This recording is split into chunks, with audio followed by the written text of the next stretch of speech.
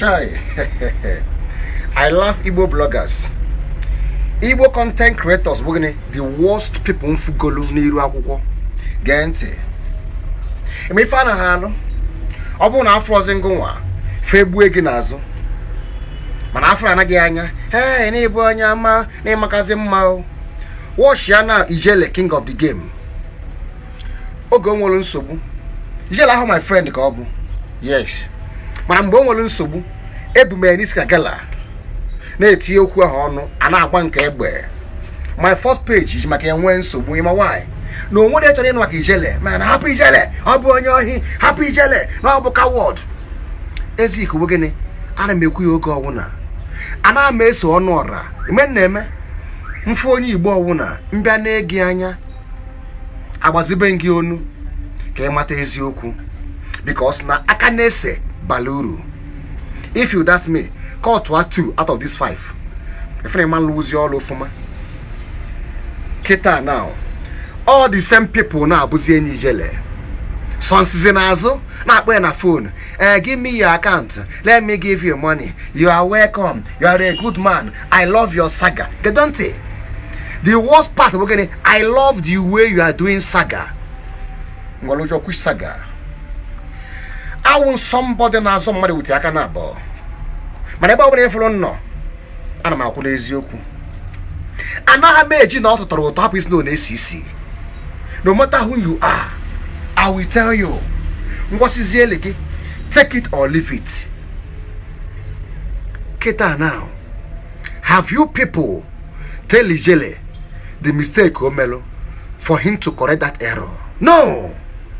Now they have come again. Ijele write down. Ijele memenka. Ijele iku n'ọkụ. Ijele ibu odogwu. Ijele ibu ọmaba. That's the error of Igbo bloggers.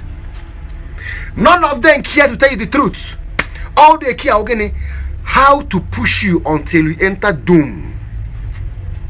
Ebarana. Ha gba ọsọ. Ọkwa ndị a dịka anyị nwa bụ ndị mma eziokwu ka asịkwa donu welunu nka welu mezie nka because na everybody nwere ebe o si wee dị njọ nwe ebe o si welu dị mma. Kita now let's go to Ogechi njaka.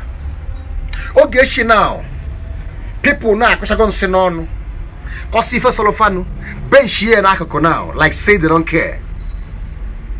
Only few people now cares. Watch ya now. Ọ bụrụ na Ogechi pụta echi na fekponie ha oge odogwu nwoke nwere amụ nwoke ebe ọmaba nwaanyị dịka nwoke. That's Igbo bloggers for you. They don't care about your future. They care about now. The same thing now goes with akwa ọkọ na anọba. Some more basic agbago ha akwa ọkọ na ekwe bisi wee dị njọ na ebisi wee jọ njọ ọ jụ ịpụta echi ka ị mara eziokwu. I don't mean nobody aniru. I don't care who you are or if you get ikuku. Man Okeke bi n'igwe genye m ife. Maka idebe eziokwu n'ikuku mụ ewele oke. But some people now wo ebe ka m kwiri akwa ọkụkọ ọ jọ ọpụta ka o bue m moto. Ka m kwiri akwa ọkụkọ ọ jọ ọpụta onye m ego kwushi ego. Agbajili gị aka. Ife ọbụla shi gị genyere gị mmadụ amanye gbukie. Before someone go dash you something, a man and a more again and a more. Igbo bloggers. One way you're not doing. Go with the other and a ma. Makamon the reason gapple. Unamara's yoku. If I need you, I will begin age you out about Sosioma. Age is in them madozi. Age yamata truths. Manankaya Bogani. I jinkai will look a maybe. Ihe, Pesiri maybe here. Currently now. Diwe ndi dibie si eli ndị mmadụ adoro now. Diwe ndị libe na si arasị ndị mmadụ ego.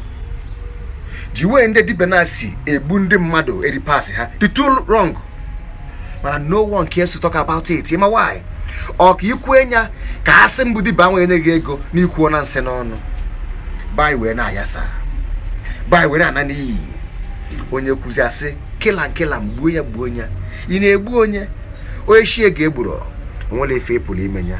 Igbo content creators and bloggers repent maka ọdịmma ndị be anyị.